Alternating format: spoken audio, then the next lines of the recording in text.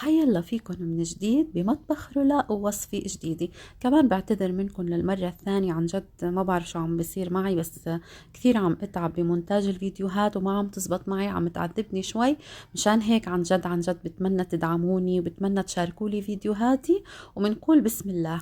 وصفتي لليوم هي رول كيك القرفي والتفاح.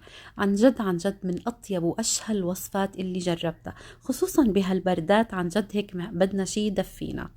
بالبداية عندي هون 6 حبات من التفاح، قشرتهم وبرشتهم بالمبرشة بهالطريقة اللي شايفينها. وأهم شي تنتبهوا إني عم أعملكم الوصفة بجاط على شكل تفاحة، عم دلعكم.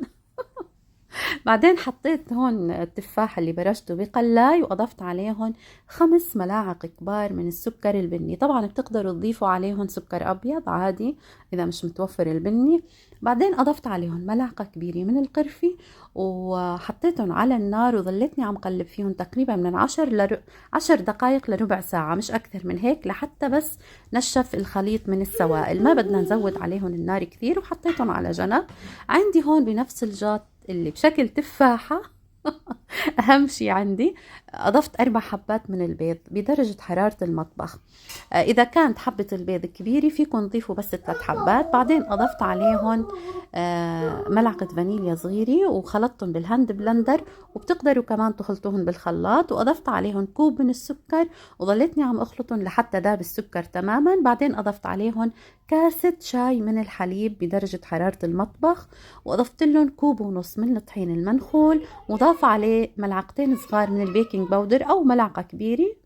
وظليتني عم حركهم لحتى الطحين ذاب تماما بالخليط، ورجعت أضفت لهم رشة من الملح. عندي صينية بطنتها بورق زبدي، وكمان دهنته بدهني من الزبدة للصينية. بعدين أضفت عليها الخليط اللي هو التفاح بالقرفة، وسويتهم كثير منيح على بشكل متساوي، وأضفت عليهم خليط الكيك. ما بتتخيلوا يا جماعة ريحة القرفة كيف كانت معبية البيت، عن جد عن جد بتشهي هالوصفة حرفيا، ولا أطيب من هيك، خصوصا بهالبرد. عن جد بدفينا القرفة. بعدين هون بس أضفت خليط الكيك عليهم. فرغت الكيك من الهواء بعود خشبي قديم. الفرن محميته طبعا مسبقا على درجة حرارة 180 بس من الأسفل. بس لاحظت إنه الكيك صار يحمر عن الجوانب، شغلت الفرن من الأعلى وعطيت هالتحميرة اللي بتجنن للكيك.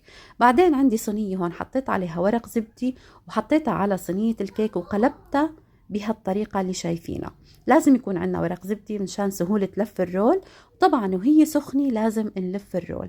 عن جد ولا أطيب ولا أسهل من هيك، بتشهي. بعدين رشيتها بالسكر الناعم. صراحة عن جد عن جد مش قادرة أوصف لكم نكهتها وريحتها.